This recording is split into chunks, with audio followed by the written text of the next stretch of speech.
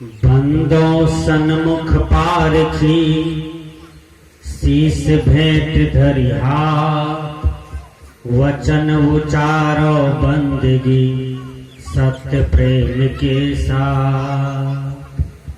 सबकी आत्मा को सहबंदगी।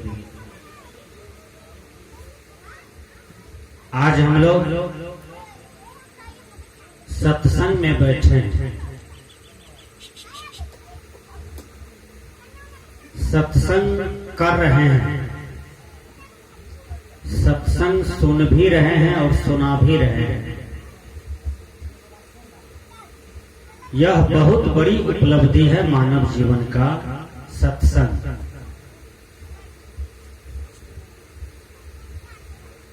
वह मानव का जीवन दुर्लभ है, गड़बड़ है, जिसका जीवन कुसंग में बीत रहा है। जिनका जीवन सत्संग में बीत रहा है,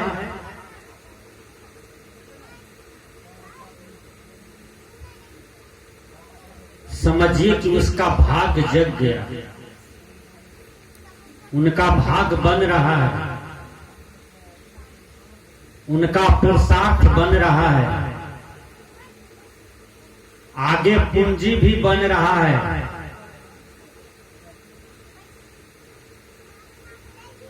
जिनका जीवन कुसंग में जाता है और उनका सब कुछ बिगड़ रहा है। सब कुछ में बहुत कुछ आ जाता है।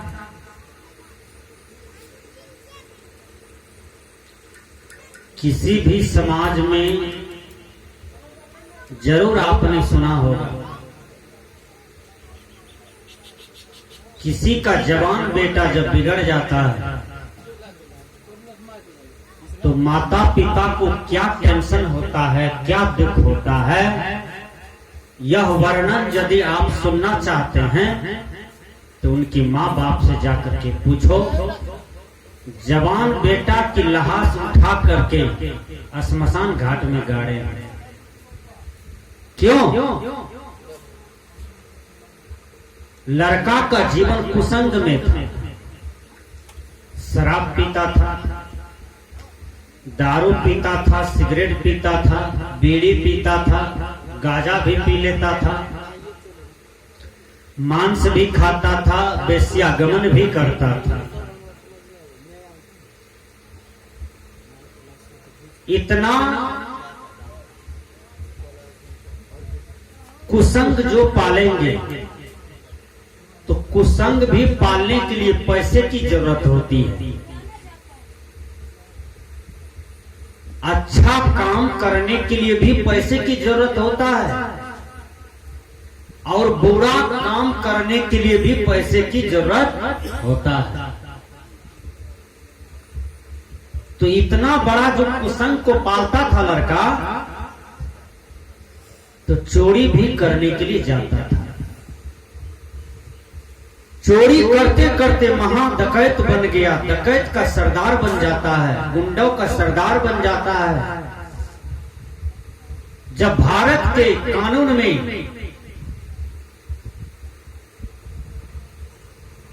वह लड़का का नाम लिखा चला गया तो पुलिस पकड़ धकड़ करना शुरू कर दिया। बलात्कार में, हत्या में, कई हत्या में, कई बलात्कार में लड़का का नाम दर्ज हो गया थाना, कोर्ट, कचहरी।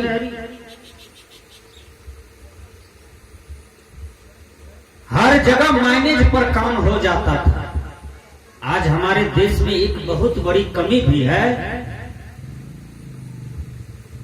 जब एक गुंडा को पुलिस पकड़ती है तो उस गुंडा को छुड़ाने के लिए एमपी का भी फोन आ जाता है, एमएलए का भी फोन आने लगता है और मंत्रियों का भी फोन आने लगता है। ये सबसे बड़ी कमी है। तुमको जनता एमएलए बनाया था प्रखंड की सेवा करने के लिए। तुमको जनता एमपी बनाया था जिला की सेवा करने के लिए। तुमको यदि मंत्री बनाया गया तो राज्य की सेवा करने के लिए, देश की सेवा करने के लिए, बल्कि एक गुंडों को छुड़ाने के लिए नहीं, एक गुंडों को पालने के लिए नहीं। इसलिए किसी शायर ने कहा, आज के नेता धोखा देते इस भोले भाली जनता को। राशन है गोदाम के अंदर, भाषण है चौराहे पर। डर से सीता कांप रही है, कैसे बचेगी लाज मेरी। एक भी राम नजर नहीं आते, सो रावण चौराहे पर। सुख दर्पण है महल के अंदर, दुख दर्पण चौराहे पर। एक दुल्हन है महल के अंदर, एक दुल्हन चौराहे पर। सुख दर्पण है महल के अंदर, इसका मतलब क्या होता है? आपने दर्पण देखा होगा, आईना।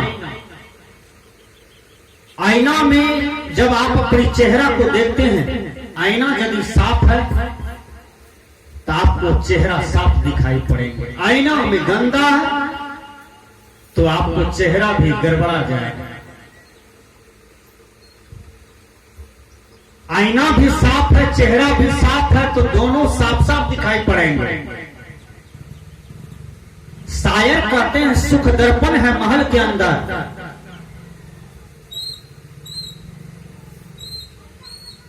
ये महल देख रहे हैं, 3 मंजिल का, 4 मंजिल का, 5 मंजिल का, 10 मंजिल का, 25-25 मंजिल का।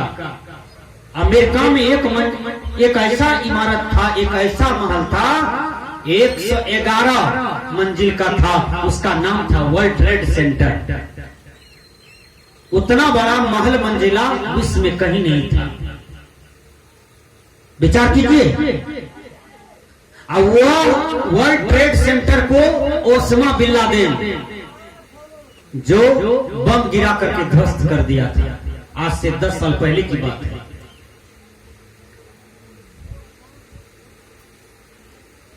सदगुरु कबीर ने कहा, आपा तज हरि भजो नक्सित तजो विकार। सब जीवन से निर्भर रहे साधु मता है साथ। शायर यहां कहते हैं, सुख दर्पण है महल के अंदर, दुख दर्पण चौराहे पर। महल के अंदर में देखिए हमारी माता बहनें लोग कितना सुख को भोग रही है। महल में है, सब कुछ महल में ही पूरा हो रहा है। रोटी, सब्जी, घी, अचार, पापड़, दूध, दही। 1 लाख वाला पलंग पर सोते हैं, 50 लाख वाला तोशक तकिया पर सोते हैं। और महल से जब निकलती है तो कार पर बैठ करके बाजार घूमती है, और बाजार से जब उतरती है तो महल में घुस जाती है। शायर कहते हैं, सुख दर्पण है महल के अंदर, दुख दर्पण चौराहे पर। एक दर्पण है जो महल के अंदर में है, वहां सुख है, और एक दर्पण चौराहे पर है जहां पर दुख है। तो सुख स्थिति को किसने पैदा किया? ये मनुष्य ने ही पैदा किया है। और दुख स्थिति को किसने पैदा किया? ये मनुष्य ने ही पैदा किया है। सब स्थितियां का देय यह मानव है। 2 स्थिति होता है, सुख स्थिति और दुख स्थिति। दुख दर्पण चौराहे पर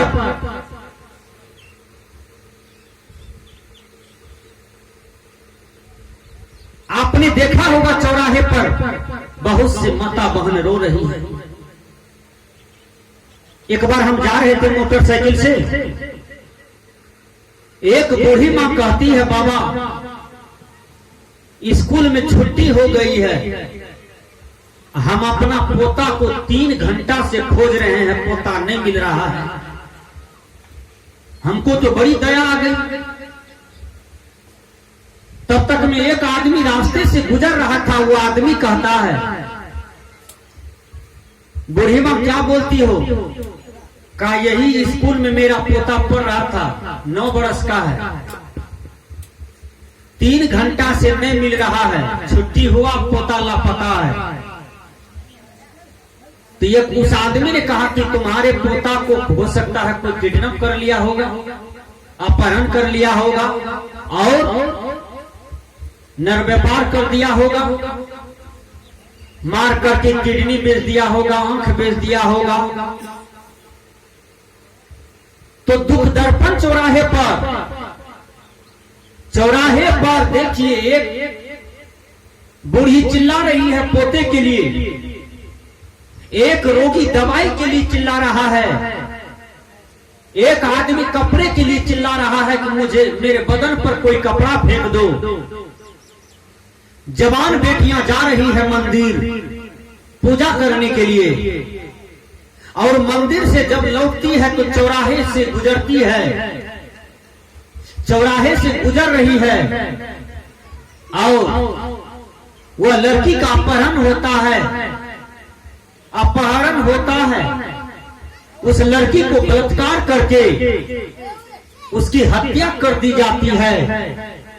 यह स्थिति किसने पैदा किया? मानव समाज ने पैदा किया, मानव ने पैदा किया। क्या रावण के राज में क्या हो रहा था? रावण के राज में भी यही हो रहा था जो आज हो रहा है।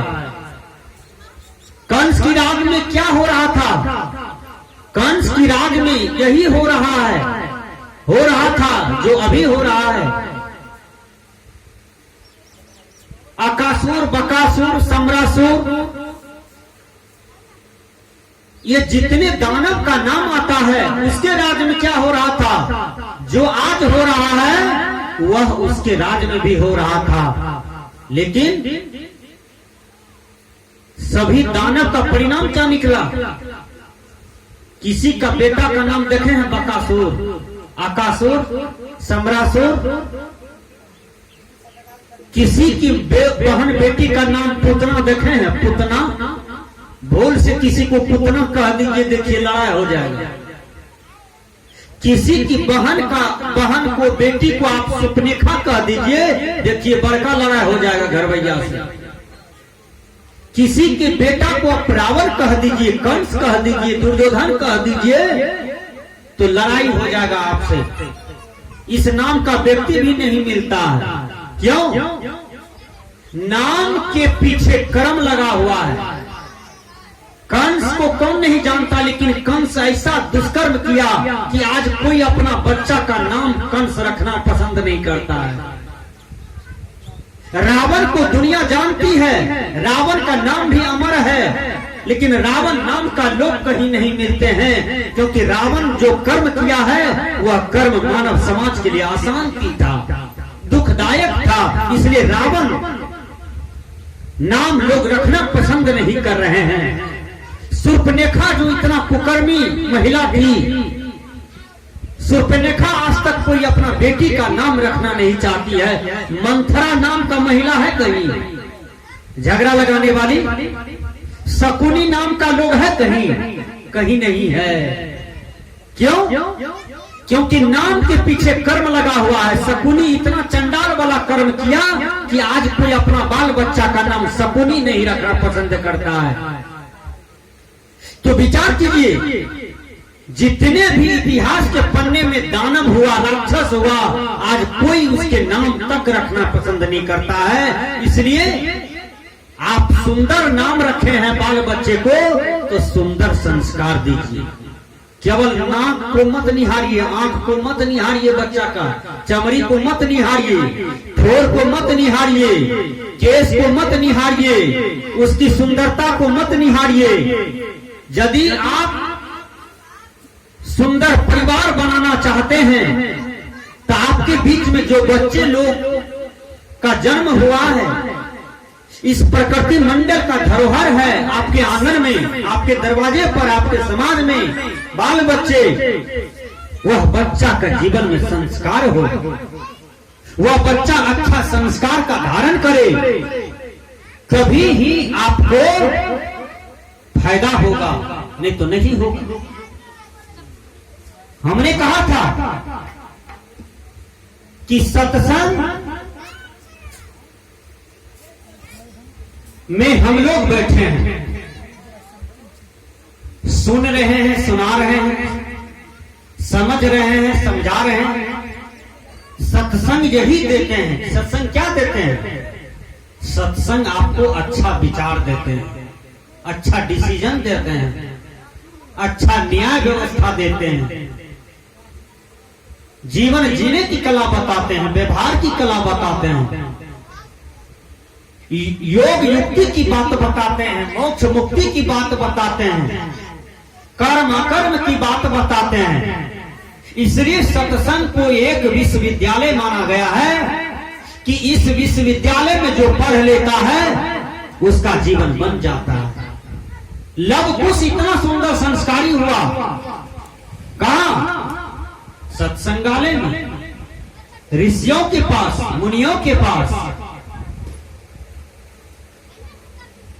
छोटा सा बच्चा प्रहलाद, छोटा सा बच्चा ध्रुव, इतना बढ़िया संस्कार हुआ कहां पर? ऋषि मुनियों के साथ में, साधु संतों के साथ में।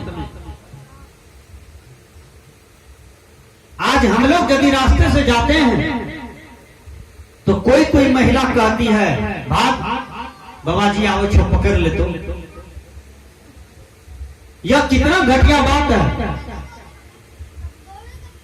बच्चे को यह कहना चाहिए, बेटा साधु जा रहे हैं, जाकर के नमन करो, बंदगी करो, प्रणाम करो, आशीष लो, आशीर्वाद लो।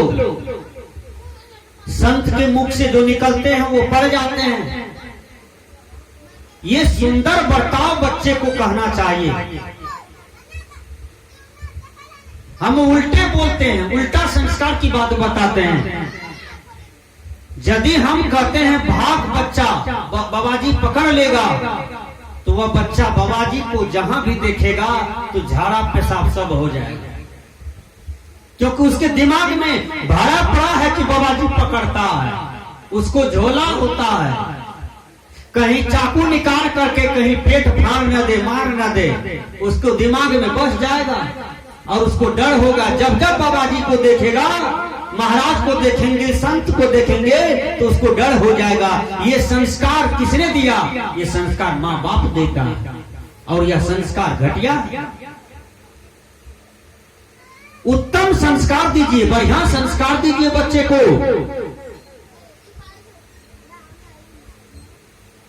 तब आपका देश बनेगा, समाज बनेगा, परिवार बनेगा।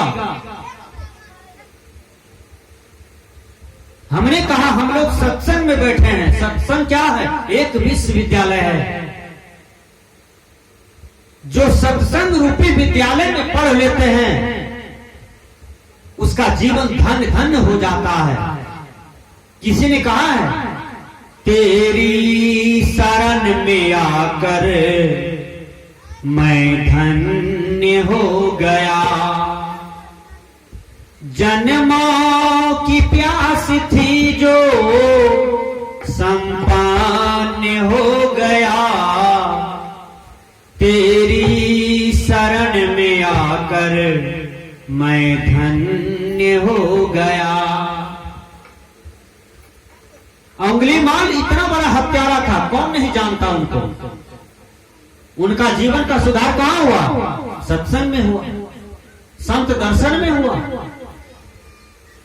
इसलिए ऋषिकार ने कहा, साधुनम दर्शनम पुण्यम। संत के दर्शन से पुण्य होता है, साधु के दर्शन से पुण्य होता है।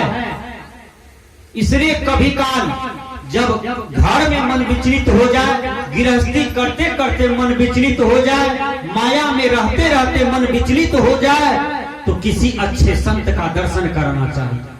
त्यागवान, बोधवान, वैरागवान संत का दर्शन करना चाहिए। साधुनाम दर्शनम पुण्यम। भूख लगी है, भोजन का दर्शन करते हैं, बोलिए मजा आता है ना। अब प्यास लगी है, अब पानी का दर्शन करते हैं तो मजा आता है ना, आनंद आता है कि नहीं, खुशी आती है कि नहीं। उसी प्रकार ये मायावी दुनिया में रहते रहते मन मलिन हो जाता है, गंदगी बैठ जाता है चित्त में। धर्मस्वरूप साहब जी लिखते हैं शब्द प्रकाश में, बैठो साधु संग में चित्त दर्पण मल धोए, चित्त दर्पण मल धोए विषय की दाग पुरानी। हे साधो, संतों की संगति में बैठो और तुम्हारे चित्त में जो मल है, जन्म जन्मांतर से जो मल बैठा हुआ है, हे साधक, यदि उस मल को धोना चाहते हो तो सत्संग में बैठो, संत महापुरुष के पास बैठो, उनकी ज्ञान की बातें सुनो और उसको अपने जीवन में धारण करो। तुम्हारे अंदर में जो गंदगी है, तुम्हारे चित्त में जो विकार है, तुम्हारे चित्त पर जो आवरण बैठा हुआ है, हे साधक, सत्संग सुनने से, सत्संग मानने से, सत्संग धारण करने से सब मिल जाएंगे, सब मिट जाएंगे, सब धुल जाएंगे, सारे विकार उड़ जाएंगे। इसलिए सत्संग का महत्व है। तो हमने कहा कि सत्संग एक बहुत बड़ा विश्वविद्यालय है। इसी विश्वविद्यालय में मीरा का, सबरी का, सहजोबाई का, सती अनुसुईया का जीवन सफल हो गया। हमने कहा कि अंगुली माल को कौन नहीं जानता। अंगुली माल ज्यादा देर सत्संग किया था, 2 से 3 मिनट का सत्संग हुआ और अंगुली माल का जीवन बदल गया। अब बदला तो ऐसे वैसे नहीं बदले, अंगुली माल ऐसा परिवर्तन हुआ कि आज हिंदी में पढ़ा जाता है, अंगुली माल बुद्ध का नाम अमर हो गया। हम लोग सत्संग सुनते हैं, 10 साल से सत्संग में जाते भी हैं, सत्संगी कहलाते हैं, लेकिन अभी तक जर्दा खा रहे हैं, सुपारी खा रहे हैं, कभी काल दारू भी होली में पी लेते हैं। बहुत सत्संगी भी होली आता है ना तो दारू पी लेते हैं, सत्संगी है दारू पी लेते हैं, बिछा कीजिए, गांजा पी लेते हैं, तंबाकू चाटते रहते हैं। बहुत से सत्संगी को हम देखते हैं कि तंबाकू चाटते हैं। कुछ भी खाने से पहले उनकी विटामिन के बारे में सोचिए कि इसमें कौन सा विटामिन है, ये घाटा देगा कि ये नफा देगा। तंबाकू चटने वाले से निवेदन है कि आप तंबाकू चाटते हैं, लेकिन तंबाकू पर थोड़ा ध्यान दीजिए। आज भारत सरकार कहती है, वैज्ञानिक कहते हैं, डॉक्टर कहते हैं कि सबसे घिन चीज तंबाकू है।